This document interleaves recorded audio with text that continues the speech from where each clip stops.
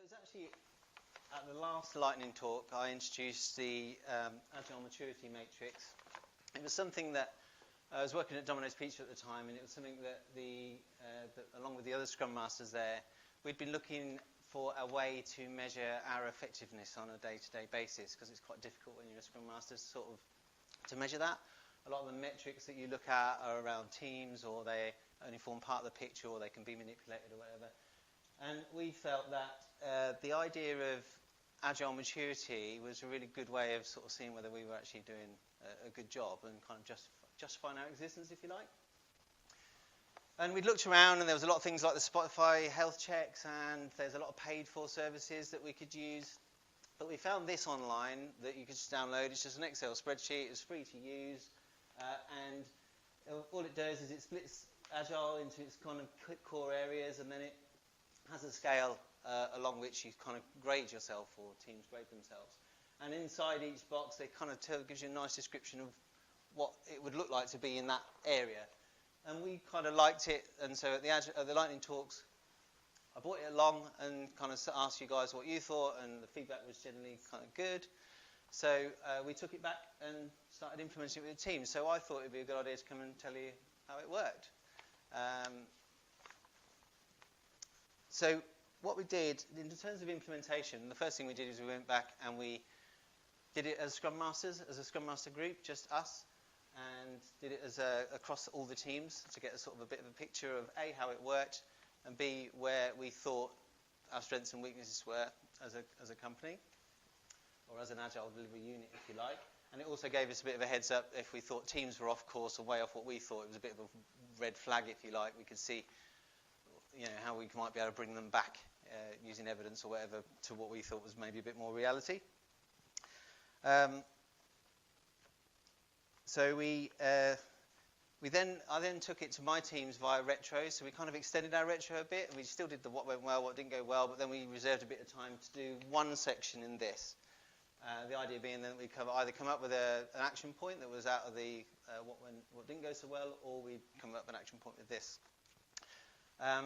But because there's about 5 or 6 areas, it meant that we'd get through only 1 or 2 areas in each sprint. There's only one retro every 2 weeks. So in the end, it took about 2 or 3 months to sort of trawl through each section, which is quite a long time.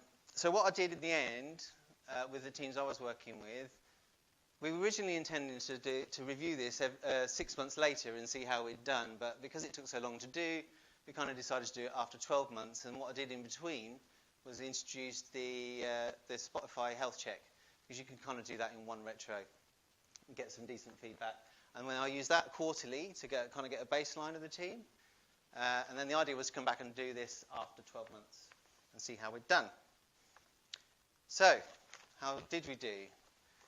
In terms of the original brief, which was to see how we were performing, how much we'd been able to sort of move the dial, if you like, as Scrum Masters, it didn't work. Because 12 months in a fast-moving environment is just way too long. So what happened in the teams that I was working with, one team I'd stopped working with several months after that. The second team, we almost got to a year, but several team members had changed. We started looking after a different product that was in a totally different area, and they had a totally different set of problems. And worse than that, I actually had left the business and gone to work for someone else. So I can't tell you what that team would have done if they'd have filled this in 12 months later. So that does indicate a problem with it. It's too heavyweight. Having said that, I thought it was a really valuable exercise to go through anyway. My gut feel is if I had done this with a team, they would have moved forward. But anecdotally, I can tell you that there were three things that I really valued from doing this. One was that the quality of the conversations, because they're quite in-depth, were really good, really high.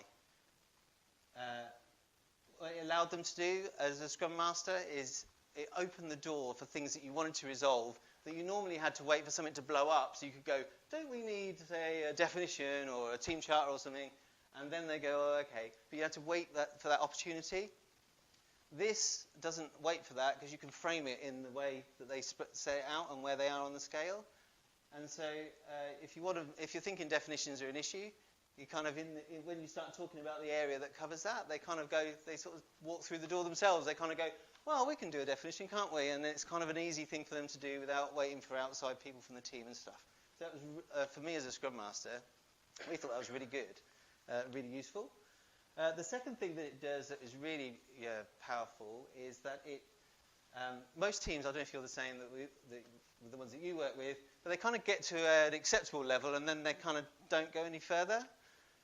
And so when you're going through this, you kind of, they're always over optimistic. Most teams I work with are over optimistic as to where they think they are. And then you kind of say, well, looking at the evidence, if we were there, would this have not happened and things like that? And they kind of go, oh, okay, and they sort of come back a bit. But what it really did was it allowed them to see what they could also do if they were quite disciplined and they, wanted to follow this.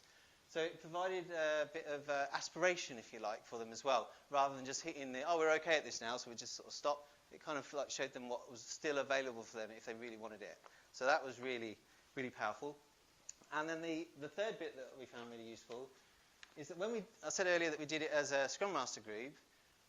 Well, you know that you can get in those endless debates about you're talking about Agile and the Scrum Guide, and it's only a framework, so there's lots of variation, and each team's different, and all that stuff. So we have lots of those at Domino's, and we don't agree on everything. But what this did when we filled it in is it identified the areas where we did agree. And so we could absolutely target those, and we all agreed then that we could go and target those and nail those with the team because there was because it was we didn't necessarily agree on how we would do it, but it meant that that was the core area that we would think about for the next 6 months or whatever. So it really brought those to the surface as well, which is really good. And funny enough, it's always around definitions and charters and the things that you can easily do without waiting for too much external stuff, if you like. And that was it, really. Where I've moved, so I've left the company and I've moved to Arm Holdings in Cambridge, and they are introducing something different, which is called Comparative Agility, and that's a tool that you pay for, but it's much more scaled there. So what that's quite good at is the Agile coach there was able to execute in about 2 weeks. So she introduced Scrum Masters to the survey, and then we all went out and got our teams to fill them in over one sprint of 2 weeks, and then now she's got all that data back. And then the good thing about that is you can compare where you are against other teams in the organisation. This does the same, but it's very much more manual if you want to. But you also compare with everyone else who's ever filled in this survey as well, so it's quite powerful from that perspective. But I haven't yet seen the results of what it turned into in terms of action points and whether teams actually kind of move forward from it. So that might be the next lightning talk next year, already lined up. I'll let you know how that goes. Because they've only just launched it and they've just started using it. But obviously there's a cost attached as well. So, and then obviously we did use the Spotify health check as well, which I would say is really good in terms of being simple to execute, and you can do it more regularly and get a better baseline, but you don't have quite so much of the really good discussions, and they don't quite see, because it's very quick fire, or the way I used it was very quick fire, they don't really get to see that kind of wider picture either. So you only pick the sort of main areas, and they don't see how it relates to the other things or see how it potentially could be. Because it's kind of, for those of you who don't know, it's just kind of straightforward. We're more this way or we're more that way, and you just kind of get a quick reaction from them. Yeah, and that's it. So, hope you found it interesting.